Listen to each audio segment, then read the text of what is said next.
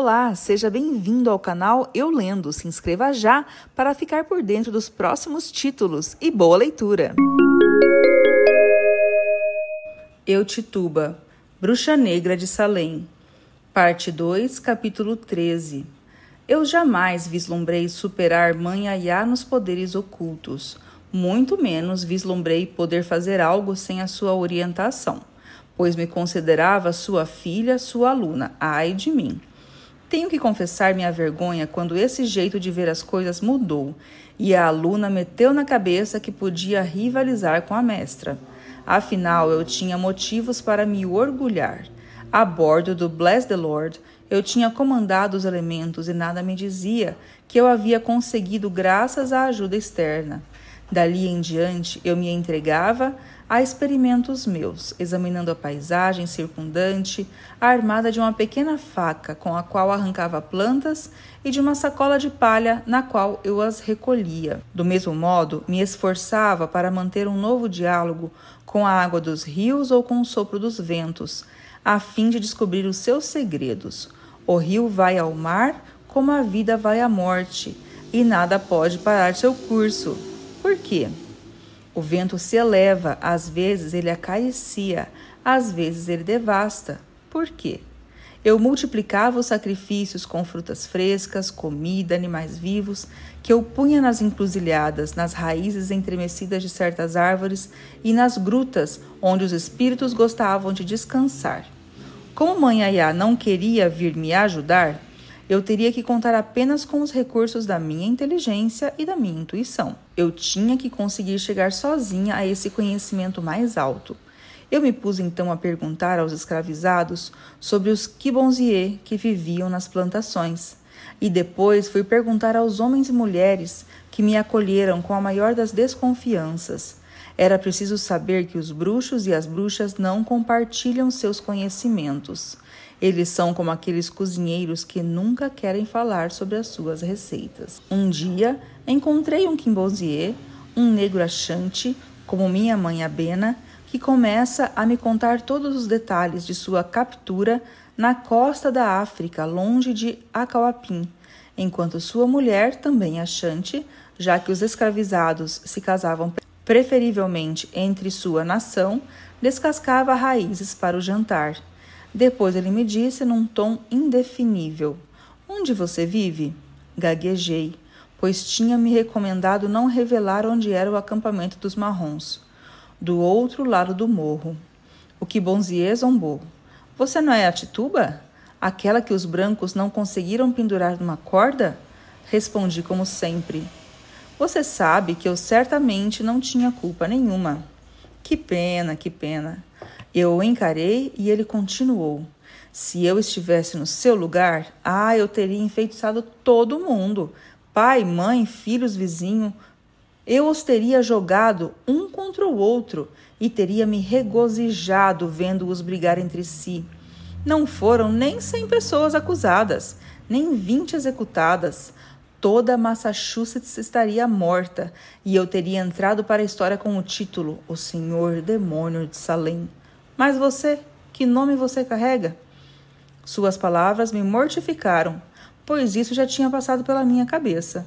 Eu já havia me arrependido de ter apenas, em todo esse caso, interpretado um papel de comparsa, rapidamente esquecida e cujo destino não interessava a ninguém. Tituba, uma escrava de Barbados que provavelmente praticava voodoo. Algumas linhas em longos tratados dedicados aos eventos de Massachusetts. Por que eu deveria ser ignorada? Essa questão também atravessou meu espírito. É porque ninguém se preocupa com uma negra, com seus sofrimentos e suas tribulações? É isso? Eu procuro a minha história junto às histórias das bruxas de Salem e não a encontro. Em agosto de 1706, Anne Putman confessa, bem no meio da igreja de Salem, os erros de sua infância, se arrependendo de suas terríveis consequências. Quero deitar-me ao pó e pedir perdão a todos aqueles a quem causei mal, ofendi e cujos pais foram presos e acusados.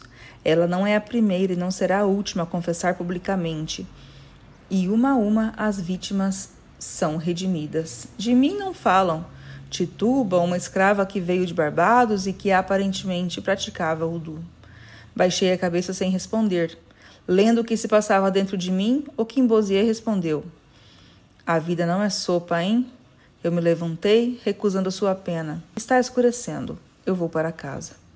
Um brilho de astúcia apagou a fugaz expressão de simpatia que ele tinha e iluminou seus olhos. Ele disse: Isso que você tem na cabeça é impossível. Você esquece que está viva? Eu peguei a estrada para o acampamento dos marrons, virando e revirando essa última frase na minha cabeça. Ela significaria que só a morte traz o conhecimento supremo? Que há um limite intransponível enquanto estamos vivos? Que eu deveria me resignar ao meu saber imperfeito?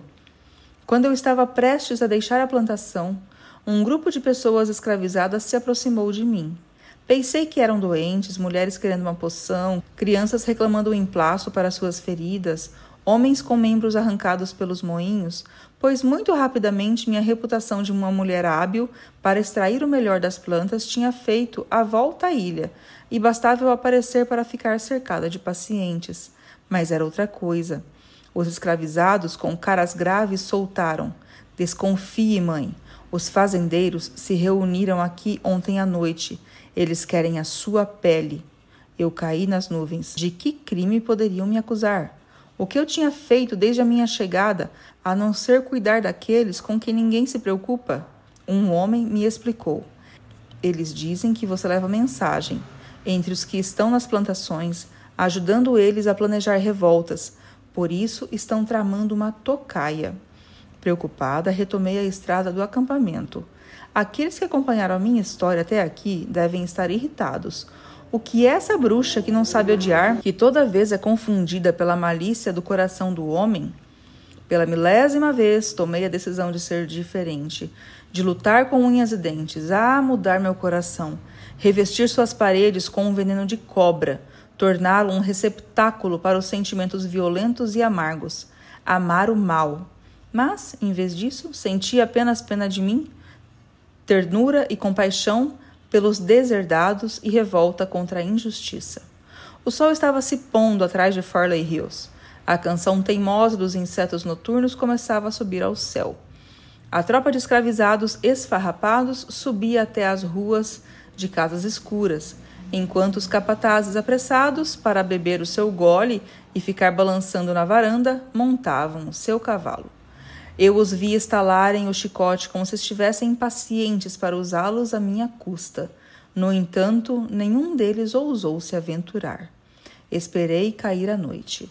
Abrigada sob o grosso cinturão das mafumeiras, as fumegantes fatias de carne que antes tinham sido temperadas com limão e pimenta, depois de tê-las salpicadas com folhas de porangaba. As duas companheiras de Christopher me lançaram um olhar turvo, enquanto se perguntavam o que estava acontecendo entre seu homem e eu. Como sempre, eu sentia a pena da juventude delas e jurei que não faria nada que pudesse machucá-las. Naquela noite, porém, não gostei daquele olhar. Christopher estava em sua cabana e enrolava um cigarro de folhas de tabaco. A planta crescia bem na ilha e fazia a fortuna de certos fazendeiros. Ele disse irritado: Por que você vagabundeou o dia todo? É assim que você espera encontrar o remédio que te pedi? Eu dei de ombros. Fui consultar gente muito mais sábia que eu. Todos dizem que não há remédio para a morte. Os ricos, os pobres, os escravizados, os senhores, todos devem fazer a passagem. Mas tenho mais a dizer. Percebi tardiamente que devo ser outra coisa. Me deixe lutar contra os brancos com você. Ele deu uma gargalhada, jogando a cabeça para trás, e os ecos se misturaram às voltas da fumaça. Lutar? Como? O dever das mulheres, Tituba, não é lutar, fazer guerra, mas sim fazer amor. Durante algumas semanas, tudo foi tomado de doçura. Apesar das advertências dos escravizados, não me privei de descer às plantações. Eu escolhi ir após o pôr do sol, que também é a hora em que os espíritos tomam posse do espaço. Por mais infelizes que estivessem, ao me ver morando em Farley Hills, Mãe Ayá e Abena, minha mãe, me visitavam todos os dias e me acompanhavam pelas trilhas duras que serpenteavam pelos campos. Eu não dava atenção às suas reclamações. O que você está fazendo com esses marrons? São gente má que só sabe roubar e matar. São ingratos, é tudo o que são, que deixam a mãe e os irmãos na escravidão quando retomam a liberdade. E o que dizer? Naquele dia eu tive uma grande felicidade. Fiz o parto de uma criança, uma pequena menina que acabara de sair da sombra maternal. Ela ainda hesitava sem ter franqueado o portão da morte no sombrio corredor onde se preparam as partidas. Eu a mantive aquecida, coberta de viscosidades, excrementos, e docemente a coloquei junto ao seio de sua mãe. Que expressão fez essa mulher? Misteriosa maternidade. Pela primeira vez, me perguntei se meu filho, a quem eu tinha recusado a vida, apesar de tudo, daria à minha existência sabor e significado. Esther, será que nos enganamos? E você deveria ter vivido pela sua filha em vez de morrer com ela? Christopher tinha adquirido o hábito de passar a noite na minha cabana. Não sei bem como começou essa nova aventura. Um olhar mais intenso, o fogo do desejo, a vontade de provar que eu ainda não estava derrotada, deformada, como uma montaria que carregou peso demais? Há que se dizer? Essa troca só envolvia os meus sentidos. Todo o resto do meu ser ainda pertencia a John Indian, em quem, por um paradoxo surpreendente, eu pensava mais a cada dia. Meu homem negro cheio de vento e de imprudência, como mãe Yaya já o havia denominado, meu negro tratante e sem coragem. Quando Christopher se lançou sobre o meu corpo, meu espírito vagabundeou e eu revivi a alegria das minhas noites na América. O frio e o inverno prensados na noite, escutem seus longos gemidos e o galope das suas patas sobre o chão endurecido pelo gelo. Meu homem negro e eu, nós não ouvíamos nada, pois sufocávamos no amor. Samuel Parris, vestido de preto da cabeça aos pés, recita suas preces. Escutem a dura litania que sai de sua boca. São mais numerosos do que os cabelos da minha cabeça, aqueles que odeiam sem causa. São poderosos aqueles que querem me corromper. Meu homem negro e eu, nós não ouvíamos nada, pois perecíamos no amor. Pouco a pouco, Christopher, que havia me possuído em silêncio, começou a se abrir. Na verdade, não somos tantos, nem estamos tão armados para atacar os brancos. Uma dúzia de rifles e porretes de madeira de pau santo, e é isso que temos. Além disso, vivemos com o medo contínuo de um ataque. Essa é que é a verdade. Um pouco decepcionada, perguntei. É por isso que você quer que eu te torne invencível? Ele ficou um pouco sensível pelo tom zombeteiro da minha voz e se virou para a parede. Pouco importa se você consegue ou não. De qualquer jeito, eu serei imortal. Eu já ouço as canções dos negros nas plantações. E ele entoou com sua voz agradável um canto de sua composição, onde ele se gabava da sua própria grandeza. Eu toquei seu ombro. E eu? Tem algum canto para mim? Um canto para Tituba?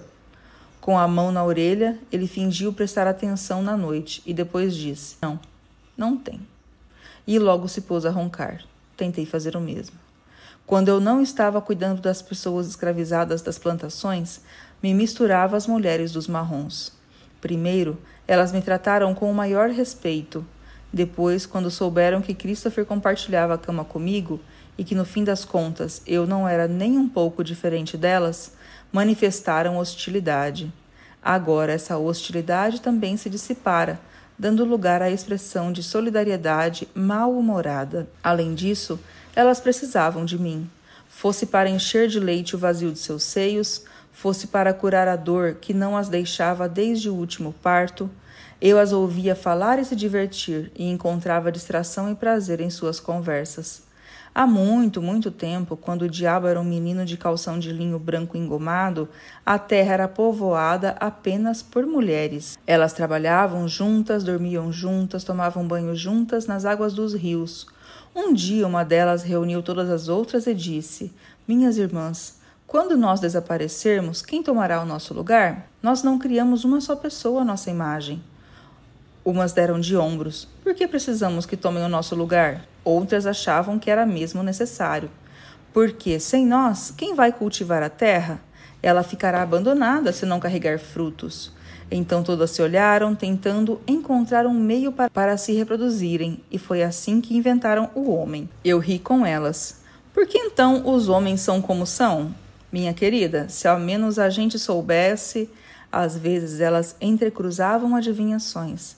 O que cura a escuridão da noite? A vela. O que cura o calor do dia? A água do rio. O que cura o amargo da vida? A criança.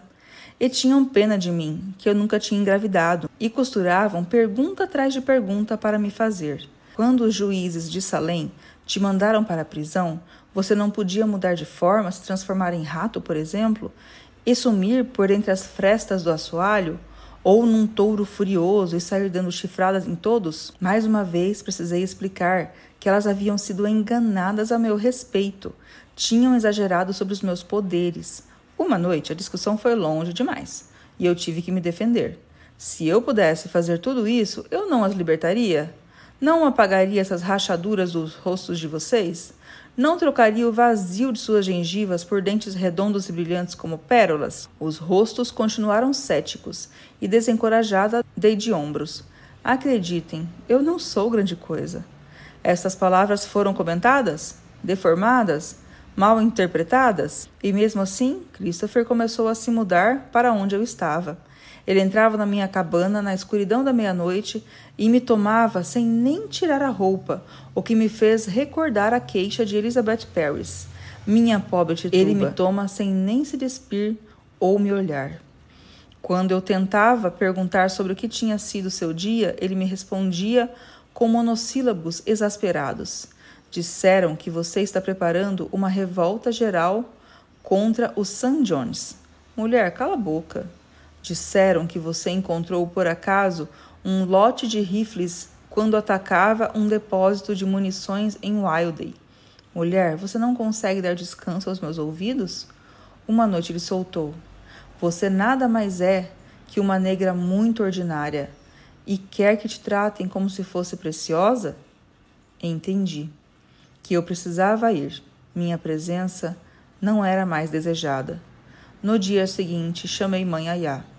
A Bena, minha mãe, que por alguns dias não apareceram, como se elas se recusassem a assistir à minha queda.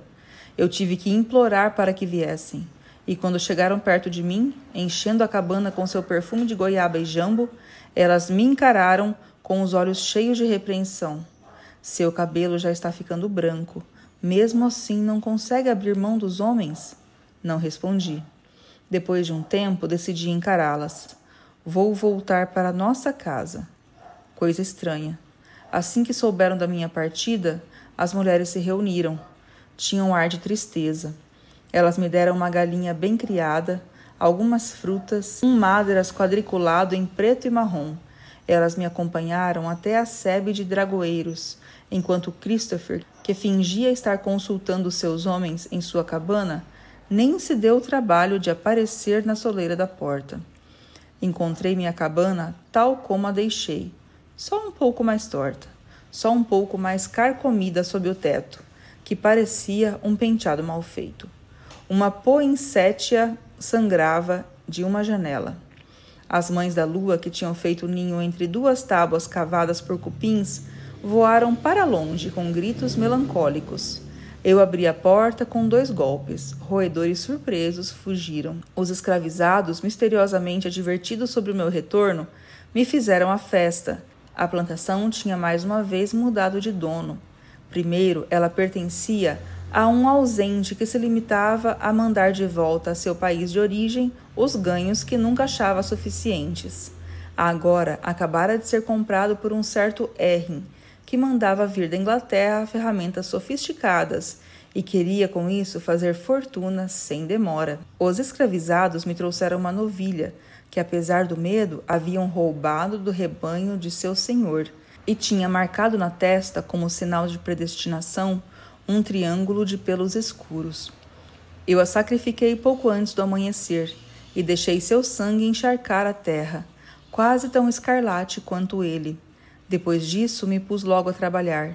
Fiz um jardim com todas as plantas de que precisava para exercitar minha arte, não temendo descer às profundezas mais selvagens e remotas para buscá-las. Ao mesmo tempo, fiz uma horta que os escravizados, uma vez terminado o trabalho do dia, vinham me ajudar a cavar, a limpar e a manter. Eles conseguiram me trazer sementes de quiabo e de tomates e uma muda de limoeiro.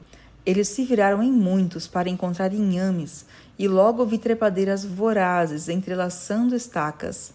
Quando consegui algumas galinhas e um galo desajeitado e briguento, não me faltava mais nada. O uso do meu tempo era simples. Eu me levantava ao amanhecer, rezava, descia para tomar banho do rio Ormonde, comia rápido e me dedicava aos meus estudos e aos meus cuidados. Naquela época, a cólera e a varíola atacavam regularmente as plantações e tombavam negros e negras.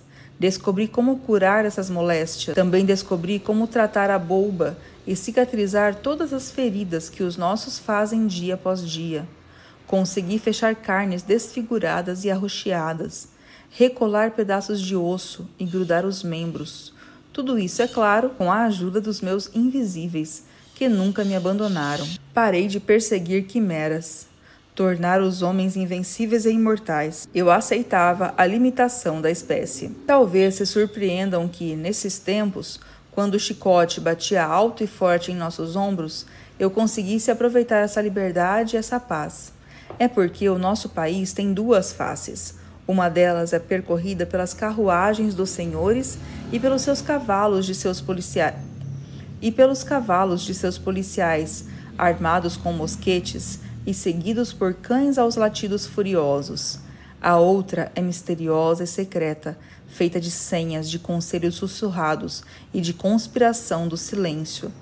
Era certamente essa última face que eu vivia, protegida pela cumplicidade de todos.